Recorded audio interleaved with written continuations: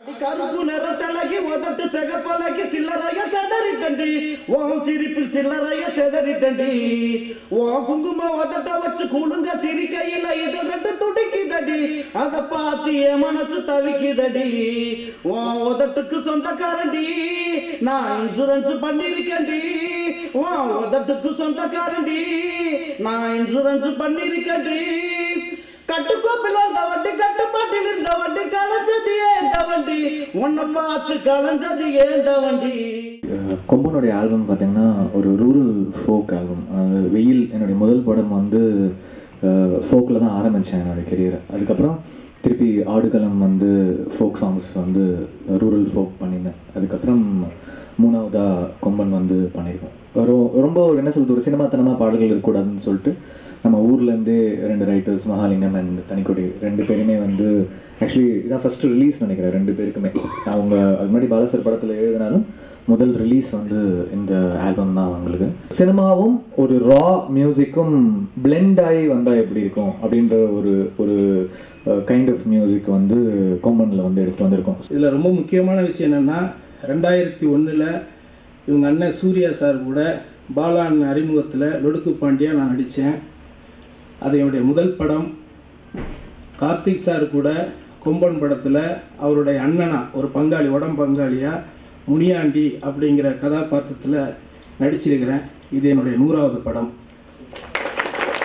இந்த 11 ஆண்டுகளில் நான் 100 படங்கள், இதில் எவ்வளோ ஏற்ற இறக்கங்களை நான் சந்திச்சிருந்தாலும் இந்த தமிழ் சினிமாவில் 100 படங்களில் நடித்த ஒரு நகைச்சுவை நடிகனாக இன்றைக்கி உங்கள் முன்னாடி நிற்கிற இந்த தருணத்தில், அதுவும் இந்த கொம்பன் படத்தில் எனக்கு அந்த அங்கீகாரம் கிடைச்சிருக்குங்கிற ஒரு சந்தோஷம். இந்த 100 படங்கள் நான் நடிக்கிறதுக்கு காரணகர்த்தாவாக இருந்த தயாரிப்பாளர்களுக்கு முதல்ல என்னோடய நன்றியை தெரிவிச்சுக்கிறேன். இது படம் ஆரம்பிக்கும் போது ஞானவேல் சார் கூப்பிட்டு இந்த படம் ஒரு வில்லேஜ் படம், இதை வந்து வில்லேஜாக காமிக்கணும் அப்படின்னு ரொம்ப அழகாக காமிச்சு, கார்த்தி சாரை வந்து ரொம்ப அழகாக காமிச்சிடக்கூடாது அப்படின்னு தான் கூப்பிட்டாங்க. பட் ஒன்றும் பண்ண முடியல. முத்தையா சார் ரொம்ப ரொம்ப நல்ல மனுஷன். வயசு கம்மியாக காமிச்சுக்கிடுவார். Okay, thank you. எந்த சிக்கலுமே இல்லாமல் கதை வலுவாக இருந்த காரணத்தினால ஒரு முறை கதையை சொல்ல வைத்து ராஜகிரண் சாரை ஒத்துக்க வச்சு, ஏன்னா ராஜகிரண் சார் எல்லா கதையும் ஒத்துக்க மாட்டாங்க, எல்லாரும் தெரியும், அவரையும் ஒத்துக்க வச்சு இது மாமனாருக்கும் மருமனுக்குமான ஒரு அற்புதமான ஒரு உறவு. இது ஒரு நிச்சயமாக திரையில் பார்க்கிற பொழுது எல்லாருமே ஒன்றி போயிடுவாங்க. ஒரு மஞ்சப்பை என்ற ஒரு படத்தில் ஒரு முரட்டுத்தனமான வெற்றியை கொடுத்துட்டு ஒரு குழந்தை மாதிரி உட்காந்துருக்காரு பாருங்க. ஸோ சாருக்கு இந்த படம் என்பது அப்படி ராஜகிரண் சாரும் கார்த்திக் சாரும் போட்டு நடிச்சிருக்காங்க. பொம்பளை பிள்ளையை பற்ற எல்லா தகப்பனுக்குள்ளேயும் ஒரு ஆதங்கம் இருக்கும். ஒரு பொம்பளை பிள்ளையை பெற்றுட்டாலே துக்கம் சாதிக்க மாதிரி சாதிப்பாங்க. ஏன்னா பொம்பளை பிள்ளையாம, ஏன்னா அது கட்டி கொடுக்கணுமே, அது பண்ணணுமே, இது பண்ணணுமேன்னு சொல்லி அப்படி உள்ள சமுதாயம்.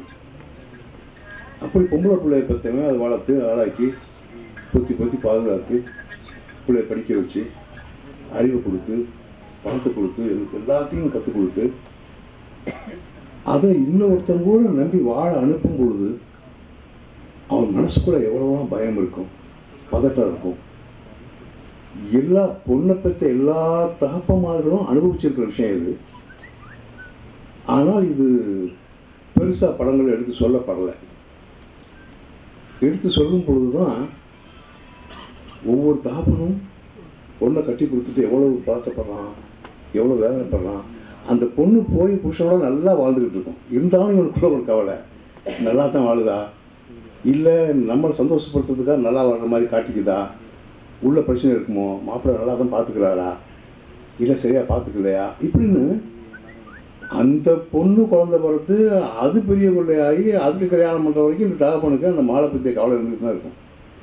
இதுதான் பொண்ணை பெற்ற எல்லா தகப்பனுடைய மனநிலைமை. அப்படி ஒரு மனநிலைமையை எடுத்து காட்டி அதன் மூலமாக யாரோ ஒருத்தருக்கு, யாரோ ஒரு மருமகனுக்கு, 1000ல் ஒரு 2 மருமகனுக்கு நம்ம மாமாவை இப்படி பார்த்துக்கணும், நம்ம பொஞ்சாவை இப்படி பார்த்துக்கணும், அது மாமாவை தவிக்க விடாமல் காப்பாற்றணும் அப்படின்னு யாராவது ஒரு படம் பார்க்குற 1000 மருமகன் 2 மருமகன் நினச்சா போதும். அது தம்பி கார்த்தியும்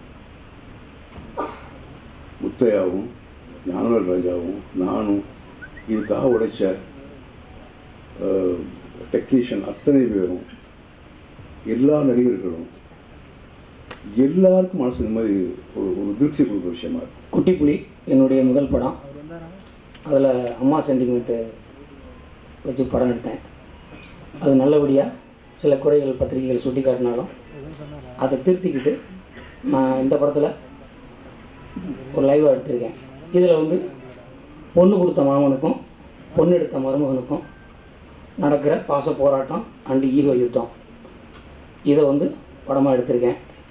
இது வந்து எங்கள் அப்பாவுக்கும் எங்கள் தாத்தாவுக்கும் நடந்த ஒரு விஷயந்தான். அவங்களுக்குள்ளே நடந்த விஷயத்தை தான் நான் சின்ன வயசுலேருந்து பார்த்துருக்கேன். அந்த விஷயத்தை எடுத்து படமாக்கணுன்னு 16 வயசில் நினச்சது இன்றைக்கி ஞானவேல் சார் மூலமாகவும் கார்த்தி சார் மூலமாகவும் நிறைவேறியிருக்கு. அதனால் இந்த மேடையில் அவங்களுக்கு நான் நன்றி சொல்லிக்கிறேன்.